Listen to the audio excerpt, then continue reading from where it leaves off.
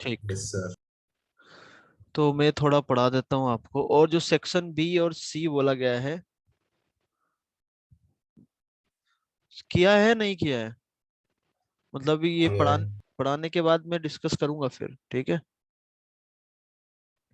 अच्छा, अब हम रेंज की बात करते हैं ना।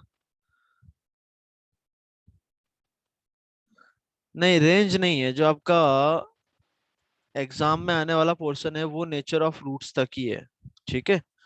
मतलब ये साइन वाला जो हमने पढ़ाया है ये भी नहीं है उसमें। ग्राफ भी नहीं है ना? हाँ, नहीं, ग्राफ भी नहीं है, नेचर ऑफ रूट नहीं, बट वो उसको जैसे डिस्क्रिमिनेंट को हम कनेक्ट कर सकते हैं, ठीक है, वो चीज पूछी जा सकती है।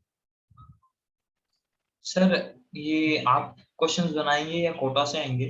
ये ऑलरेडी पेपर कोटा से आएगा भाई, बना हुआ है। यस। सर तो कोटा मेंस वाले लेवल पोर्टल है पे या होगा क्या? एडवांस लेवल है? एक पेपर हो रहा है, दो हो रहा है? एक। एक और है एक ही सर। है। हाँ ठीक एक है, ही तो है। अभी मेंस का होगा फिर। सर ये आप नासिक वाले पोर्टल पे होगा क्या? यार ये तो डिटेल आपको ग्रुप में ही मिलेगी, ठीक है। Okay sir. Sir number of questions कितने होंगे? जो भी पैटर्न चल रहा है, मेंस का हुआ है, एडवांस का कोई भी पेपर है, जो करंट पैटर्न आपका चल रहा है उसके हिसाब से ही रहेगा। तो लास्ट ईयर तक तो 30 आए थे, अब देखो यदि पेपर पुराना होगा या अपडेट हुआ हो तो उस हिसाब से आएगा, ठीक है। आपने नहीं देखा? नहीं, मैंने भी नहीं देखा अभी आपने तक। नहीं देखा? नहीं, अभी कल आएगा तब देखने को मिलेगा वो। ओके, सो सबसे पहले सर कल आने वाला रेंज। है। हाँ, नहीं, तुम्हें तो परसों ही मिलेगा ना। रेंज इन रेस्ट्रिक्टेड डोमेन। अच्छा, ओके, रेंज का मतलब क्या होता है वो समझो पहले तो आप। डोमेन मतलब क्या होता है कि भाई acceptable values of, possible values. या हाँ, पॉसिबल वैल्यूज ऑफ एक्स, जिसके लिए वो एक्सप्रेशन डिफाइन हो, और उन्हीं एक्स पर जो आपको वाई मिलेगा, वो जो वाई की वैल्यूज है, वाई का इंटरवल है, वो रेंज कहलाता है। बात समझ में आ गई? अरे आया कि नहीं आया? तो मान लो सबसे पहले कि a ग्रेटर देन 0 है, ठीक है, और पैराबोला मैंने लिया अपवर्ड ऐसा, ठीक है। तो जो x है, पैराबोला जैसे कोई भी होता है, तो इसमें मैं x क्या क्या रख सकता हूँ भाई?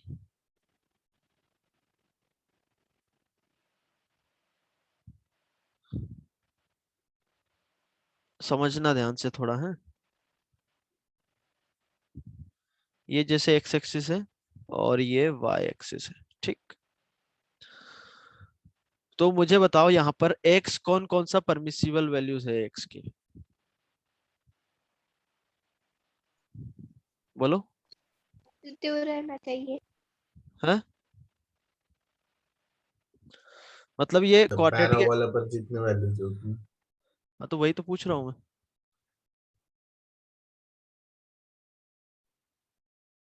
Minus infinity to infinity. तो हाँ, सारी वैल्यूज रख सकता हूँ ना अभी के हिसाब से, ठीक है। Yes sir. तो इसमें जो आपको y मिलेगा, बड़े ध्यान से सुनिएगा, जो y मिलेगा वो कौन कौन सा y मिलेगा भाई? मैक्सिमम तो मैं जानता हूँ, पैराबोला अपवर्ड है तो ये इन्फिनिटी से तो आएगा, मतलब किसी ना किसी x के लिए तो इन्फिनिटी मिलेगा ना। अब ऐसे समझो, ये कहां तक जा रहा है? इन्फिनिटी तक, ठीक। तो उसके बाद ये सारे नंबर आ रहे हैं, कोई मुझे बता सकता है कि सबसे छोटी वैल्यू कौन सी मिलेगी? सी। जैसे मान लो, थोड़ा और एक्सप्लेनेशन के लिए, पैराबोला वन। हमने कुछ ऐसा ले लिया, बताओ।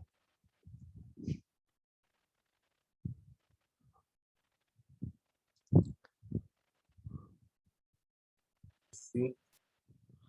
सी नहीं, यहां तक ये जो मिनिमम वैल्यू है, मतलब ये वर्टेक्स होता है ना सबसे नीचे वाला पॉइंट, हाँ या यस हमने सर। बात करी है -b/2f है, तो उस पर जो वैल्यू होती है वो किसके बराबर होती है? -d/4a के बराबर। तो इस पर्टिकुलर केस में यदि आपसे मैं पूछूं कि y कहां से कहां तक होगा, तो आप क्या बताओगे कि भाई -d/4a से इन्फिनिटी तक है। क्या ये बात समझ में आई कि नहीं है? मतलब मैं कोई भी x उठा के देख लूं, समझना, कोई भी आप x उठा के देख लो, इस -d/4a से इन्फिनिटी, इसके बाहर जाएगा क्या कभी? नो। नहीं। नहीं जाएगा ना। नो समझ में आ गई बात? अरे आई कि नहीं आई? हाँ। आ गई। ठीक है। आई अब इसी इसी टाइप के क्वेश्चन है, मान लो कुछ मैंने ऐसे बोल दिया, समझना ध्यान से, कुछ पैराबोला ऐसा ले लिया और ये कोई x1 वैल्यू दे दी मैंने कि भाई सेम इक्वेशन है, ठीक है, और इसको आप f(x) भी बोल सकते हो। ओके। और मैंने एक ले लिया पॉइंट x2 ले लिया, मान लो ऐसा, यहाँ कहीं। अब यदि रेंज पूछूं मैं आपसे कि x belongs to x1 to x2 में रेंज क्या होगी? अब पहले क्या बोला गया था यहाँ पर कि भाई x जो एक्सेप्टेबल है डोमेन में उसकी बात करनी है, पर यहां पर मैंने इस केस में क्या बोला गया था कि x बिलोंग्स टू क्या है, रियल नंबर है। पर यहाँ क्या बोला है कि x x1 से लेके x2 तक है, तो मुझे कोई y बताएगा कि y क्या होगा?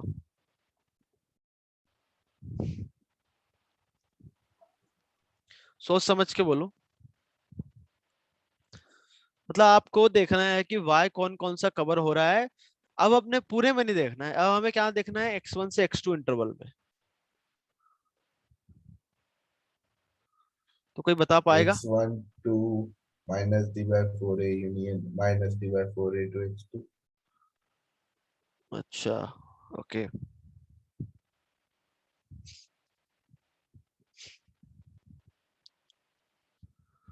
तो कोई बताएगा भाई? बताओ यार, कोई तो बताओ।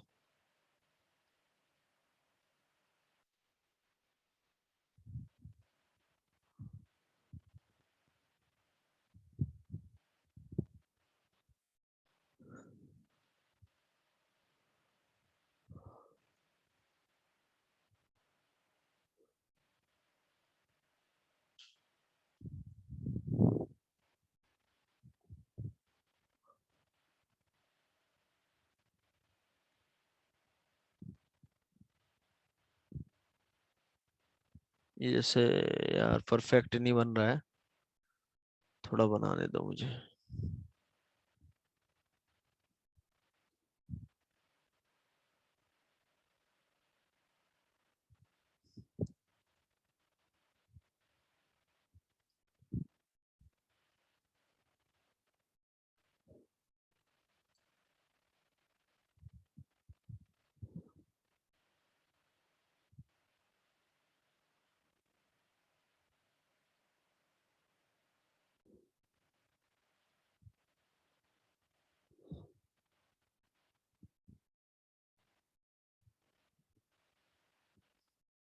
अब मान लो x1 मैंने ये लिया था और x2 ये लिया है। हाँ, अब बताओ, किसी को नहीं समझ आ रहा है?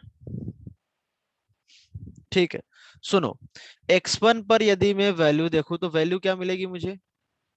बोलो। नेगेटिव। नेगेटिव कैसे मिलेगी यार? क्या बातें कर रहे हो?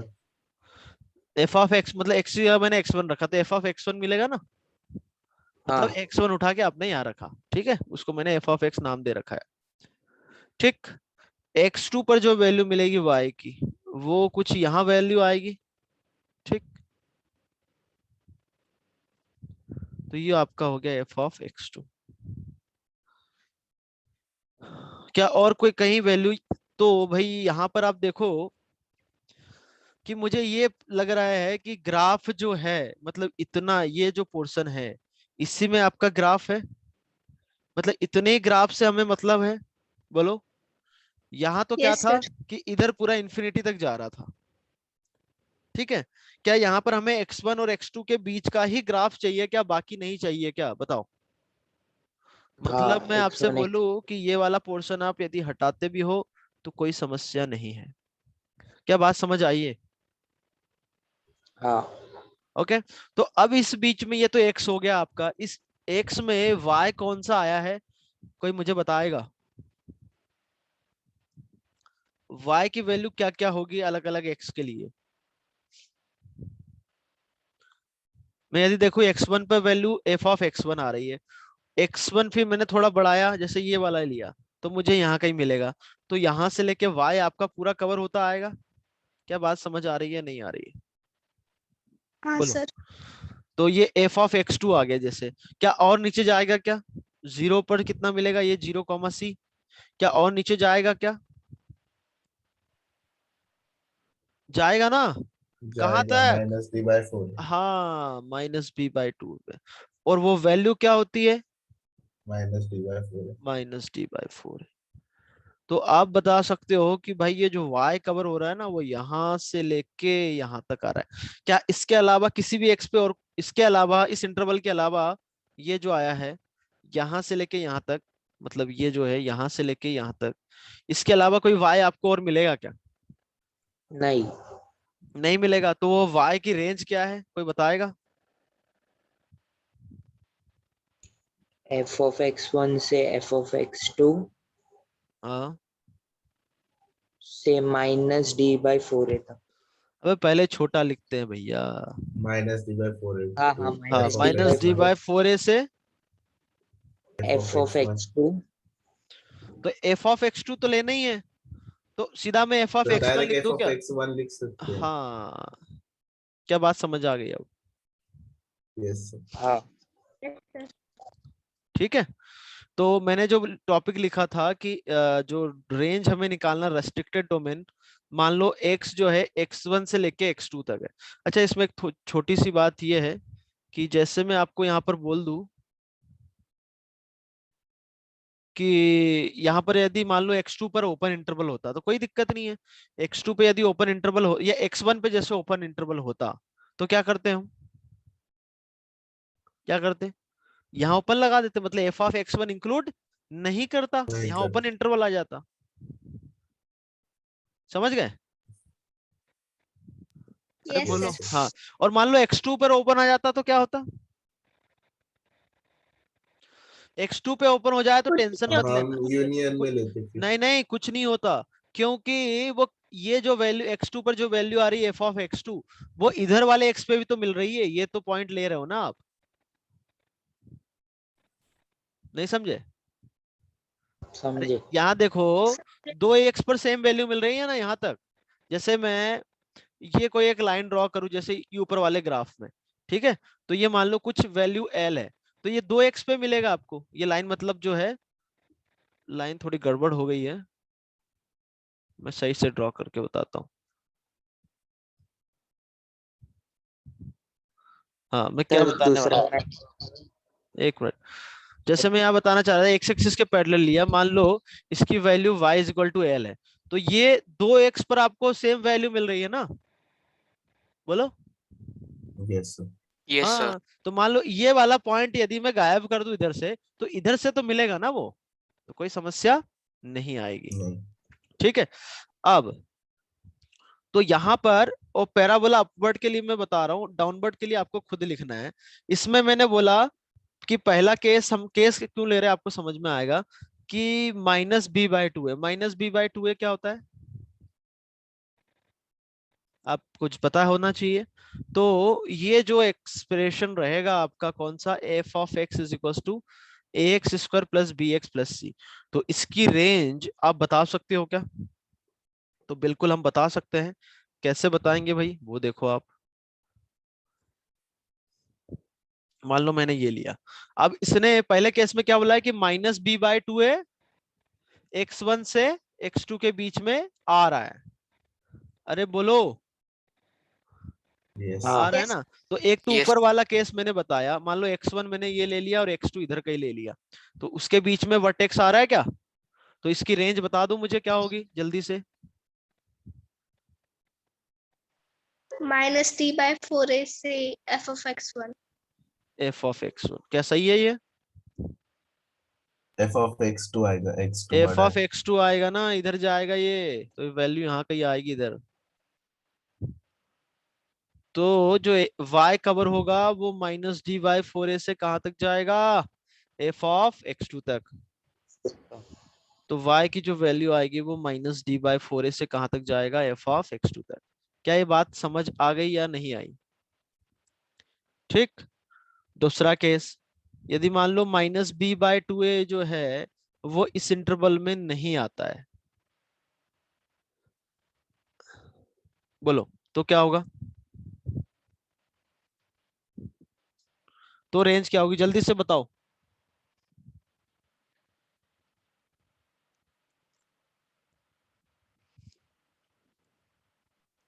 f(x2) से f(x1). तो ये डिपेंड कर रहा करेगा। -d/4a को ओपन लगा देंगे।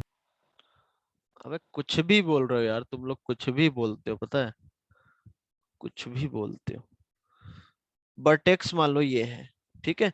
अब x1 से x2 यदि तो उसके बीच में वर्टेक्स नहीं है, तो मान लो कि x1 मैंने इधर ले लिया, समझना, और फिर x2 यहाँ कहीं ले लिया, तो अब रेंज बता सकते हो क्या?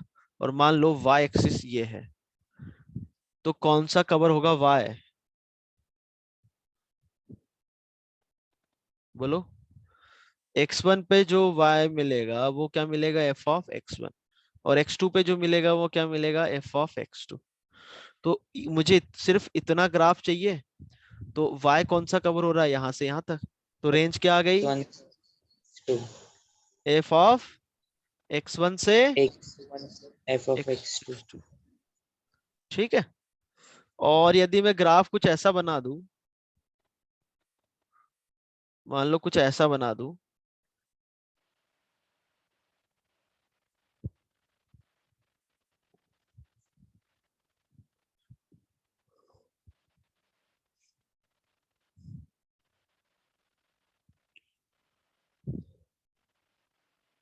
हाँ, और x1 मैंने ये ले लिया और x2 ये ले लिया, अब रेंज क्या हो जाएगी, ये वर्टेक्स हो गया।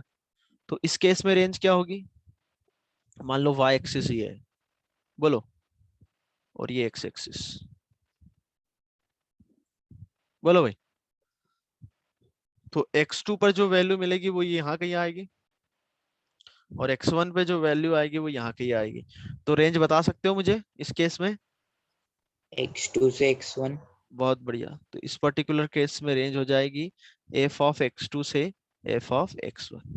ठीक। और जैसे यहाँ पर ओपन हो जाता है, मान लो x1 x2 पर ओपन हो जाता है, तो ये जो हमने निकाला है x1 से x2 निकाला है, यदि x1 x2 पे ओपन रहेगा तो क्या होगा, यहाँ भी ओपन आ जाएंगे। समझ में आ गया? Yes, sir. ओके। तो मैंने आपको पहले भी बोल रखा है कि भाई ग्राफ आना बहुत जरूरी है। ओके।